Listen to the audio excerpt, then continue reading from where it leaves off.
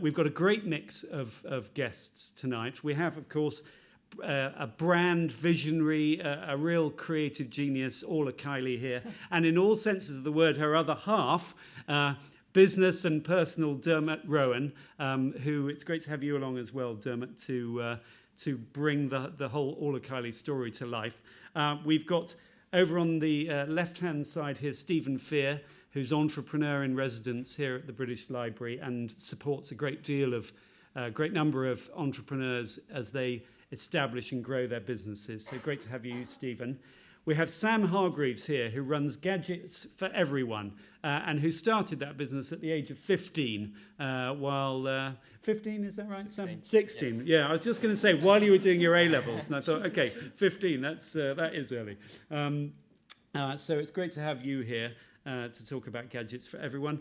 And of course, we have the one and only Charlie Mullins, creator of Pimlico Plumbers, entrepreneur, author, great piece on Real Business today. Charlie, thank you very much. Enjoyed that. Yeah, yes. Upset a few people, I'm sure, but it was a great piece. Of course, Charlie, the founder of Pimlico Plumbers. So that's our lineup. That's the format for this evening. I thought I might turn to Charlie first, just to get us going. Yeah, in whichever way you like. In whichever way you like, Charlie. Maybe just, if we can just get from each of you a little bit about the genesis of your entrepreneurialism, where it came from, the beginnings of your journey, and then through the questions, I'm sure we'll explore lots of other avenues after that. Charlie, over to you. All right, thanks very much. I'll try and keep it brief then. I've only got 5 minutes. When I was 9 years of age, I wanted to be a plumber. Used to bunk off school and work with a local plumber. So, the seeds were obviously sown then. And all I ever wanted to be was a plumber, if I'm being honest, and now they call us an entrepreneur. So they obviously come in all shapes and sizes, and I don't think there's any magic formula or any set plan to be an entrepreneur. For me, it's just been hard work, dedication, and obviously committing yourself to that type of thing. We now employ 200 people. It's very much a family business. I've got 4 children that work there, 1 wife, 2 son-in-laws, a couple of grandsons, and which has been great for my business. And it's just sort of grown over the years. And I'm lost for words now. For once in your life, Charlie. Well, let me think. Okay, so it's sort of obviously I didn't expect it to be where it is today. We're largest independent plumbing company in the country, probably the most recognised plumbing company in the country, and certainly the best plumbing company in the country. We very much sort of commit ourselves to getting youngsters into work and inspiring other people. If what's worked for us can work for others, then it's great. But there isn't a magic formula. I think it's all about hard work, and unfortunately, people use the word luck, and it appears the harder you work, the luckier you get. So that's pretty much where we have 150 vans or vehicles on the road. We do all different types of trades, mainly in London, and I don't know. Are we there? Yeah. That's great, Charlie. Thank you. I mean, one thing just to don't like bankers. Yeah, but just to complete it, you wanted to be a plumber, exactly. but how easy did you find it to make the transition from doing that job which you liked doing and you were good at doing to being the business person? Did you find that an easy transition to make? No. It's, at the time, I think it was very difficult because, I didn't set out to be anything more than a plumber. And, I think the demand for the services was there, and it seemed sort of fairly obvious you can't be doing the jobs and sort of, trying to sort of run a business. So it sort of happened in a way. I was sort of pretty much forced into sort of the office side of it, and, it appears that it's the best move, that I've perhaps ever done there because, you know, I'd be under some sink there, like unblocking it or something. Rather than up here with us. Yeah. Great. Well, thank you very Thanks. much, Charlie. I should have said when we started off, we're obviously on Twitter. You can probably see the hashtag BLGEW, so join in the conversation. But thank you very much, Charlie. Great start to the evening. And we go from plumbing to the world of fashion and design and homes and accessories and all things beautiful. So Orla, maybe just rewind us to where your story started. Okay, I would say I was always a very creative child, and I think I knew by the age of 12, when I got my first sewing machine from my father, that I thought I wanted to do fashion. Art was my favourite subject at school, so it was kind of a no-brainer. So I knew I wanted to go to art college. I grew up in Dublin, and we had one good art college, which I applied to, and luckily got in, and discovered textiles, which I think now is what we're known for the most, for print and surface pattern. So I did my 3-year course plus a foundation, and luckily I did the foundation, and I was very pleased with that. And left Ireland. It was when was it? It would have been late 80s, I guess. Left Ireland because there was nothing happening there. There was no jobs really, and I came straight to London. After about a month or two here, I got a job and I went to work for Esprit in Germany as a print designer. So that was nice, because most of my friends from college were freelance. So I was very lucky. I got a full-time job and was able to earn a salary, etc., etc. I came back after maybe 4 years there, and I decided I wanted to go back and do an MA. So I went and I applied to the Royal College of Art, and I got in and spent 2 years there, which was really important 2 years for me. So in the design world, I think it is important. You know, lots of people have asked me, can you do without the education? And I think it is more. I must say, I found myself at university. I left the Royal College of Art. I was already New Dermot, and we travelled to Canada. I got a job working for Club Monaco. We travelled to Canada, and while we were there, we started our business, and it was very, very tiny. We started making a few hats and then bags, nothing with print. Everything was done by fax, so we were kind of getting faxes in the middle of the night with the time difference from the UK, and getting terribly excited about tiny orders coming in from wherever. We moved back to London and decided to go for it in a slightly, we committed ourselves to this small business. I was the creative, Dermot was the business side. I continued we needed to kind of finance it in the very beginning. So while Dermot was setting it up and doing the business side, I went and freelanced pretty full-time, 5 days a week at the time for Marks and Spencer. So I did all the design work at weekends. We got our first office. Our first office was our flat, and it was tiny. We still have photographs of the warehouse was our stairwell, up the stairs, crammed with boxes and fabrics and all sorts. And a big move for us was going to a business centre. And when we look back now, it was so grim. But we had this room in a business centre, and it was great. It was really the time when we kind of got going. I would say the rest kind of happened very organically. We started with bags, with hats, then bags. My father has the famous quote of saying, not everybody wears hats, but all women carry handbags. So he thought that was the way to go. And I remember the first season we did a print, everything started to kind of move and fly. And that was the way we could differentiate ourselves from everybody else. And we were lucky. I think the timing was great. I would say we officially started in 1995. But, we've grown very, very organically. And how many countries are you now in? I mean, 34. 34 countries. It's quite extraordinary. And Dermot, you were saying earlier on that in China, where you're just back from, you're about to set up 7 outlets in one city. Is that right? That's what we're talking of doing. Yeah. You know. But I mean, the global reach of what you now do, does it take you aback when you think about that crowded stairwell full of prints? And I think it comes down to talent.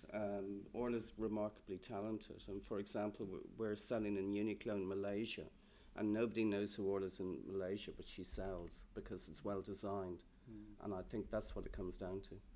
right. There's a question which we've already had in, which which I thought we might just put now: how to study the market in which we as entrepreneurs are going to enter. When you were first freelancing for M&S and with this idea of the business that you felt that you wanted to do, was it just an instinct, or was there, how much method was there in your market research when you started off? I think it would have been instinctive. I think as a designer, you design what you like. So I just designed the kind of products, the kind of fabrics, the kind of bags that I thought were nice, were good. And I think that's when and if you try and tap into a market for that reason, it's more difficult. I think you have to absolutely be yourself, and that's that way it has that integrity, I guess. Yeah, great. Well, thank you very much. And I mean, it is an amazing story, just the scale of and the impact of what you do now. And maybe we'll talk a bit more later on about some of the new product lines and the way that the brand is spreading and diversifying. So thank you very much, Orla and Dermot. And Sam, can we turn to you? I mean, the origins of your business were not very long ago. I started my business when I was 16 from my parents' house in my bedroom.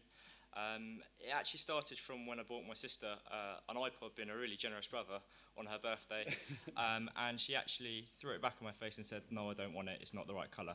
So that's where it really stemmed from. So it's her fault I'm here tonight, sorry. So what I did is I was buying iPods from America, importing them in, and I bought that iPod for her from America, and when she said she didn't want it, I then actually sold it in the UK for double the price I bought it for. So I thought, wow, that's not bad actually, might try that again. At the time, I was doing my GCSEs, and I was actually working part-time for a supermarket. I was saving for a car, which was agreed with my mum that that's what the money was being saved for. When I actually sold this iPod, I saw an opportunity. I thought, well, if I sold that for double the money I got it for, what if I bought the money I'm saving for a car, which was £5,000 at the time, which was a lot of money for sort of working part-time at a supermarket. I actually took that money, and to my mum's dismay, I actually bought 50 iPods and bought them from America, and it was really tense in the house that week. I was grounded, to be fair. So I actually got those iPods, got them in, and actually sold them for double the amount again of what I bought them for. So I actually ended up with a much nicer car, but I was still grounded, so couldn't go anywhere. So it was actually at that point when I thought it would be a great idea to maybe go it as a business. So importing from America is quite expensive, and it was kind of the time when Envirophone started up. And I saw that and I thought, what a great business idea, but what about all the other gadgets people have got in the house? So for example, you've got your old game consoles, iPods, etc. And I thought, well, they need to be recycled as well. So at the age of 16, I put together a website. I came down one morning and my dad said, Sam, the postman's here. I'm just thinking, it's just the postman, what's up? And he had two great big sacks of iPods at sort of the age of 16 at your front door, and you're thinking, right, okay, where do I go from here? So it's kind of, that's when I realised it was an actual business, and from there it's kind of just stemmed on, and it's the growth has progressed even further. So the iPods that I buy in through my website, I then actually was selling them on in the UK, and I noticed someone was buying all my broken iPods. So I actually contacted this person and said, what's the game? Why are you buying them all? And he was an Apple engineer who actually said, oh, I'm an Apple engineer, I buy them and I repair them for to sell them on. So I thought, okay, I could use this. How about you repair them for me, give them back to me, and then I sell them on? So that's when it started. And then for about 3 months, he said, how do you get them? How do you get so many? And I kind of said, well, I kind of get them through this website. This is what I run. And he wanted in on the website for quite some time. I kind of said, no, I'm fine by myself. Anyway, came back, just finished one of my A-levels exams, come back and 7 sacks of iPods were at our front door. And it's kind of then when you're thinking, right, okay, I'm either going to have no social life or I need some help with this one. So I actually then said, yeah, okay, come on board and come and help me. So he worked for Apple for 10 years and he's now my technical director. And we actually gone forward from there. And the company now is located in Marlow in Buckinghamshire, and we've got 11 staff, and we're still progressing forward. So we've hit our £1 million turnover. It was pretty much in year 1 that we hit that. We hit it sort of month 13 with relative ease, and the business is still rapidly growing. At the moment, we're progressing into new countries, sort of Greece, France, and Albania, along with Ireland, which is absolutely perfect for us and where our business is going. And we're recognised now as one of the #1 gadget recyclers. Amazing. Absolutely amazing story.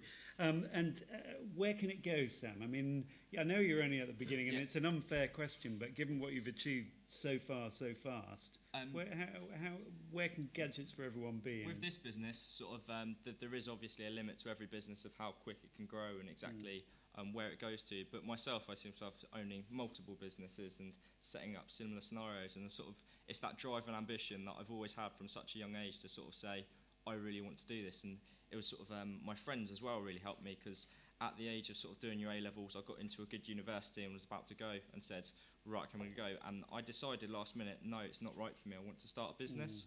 And they were like, no, you're silly, what you're doing kind of thing. That's a bad choice.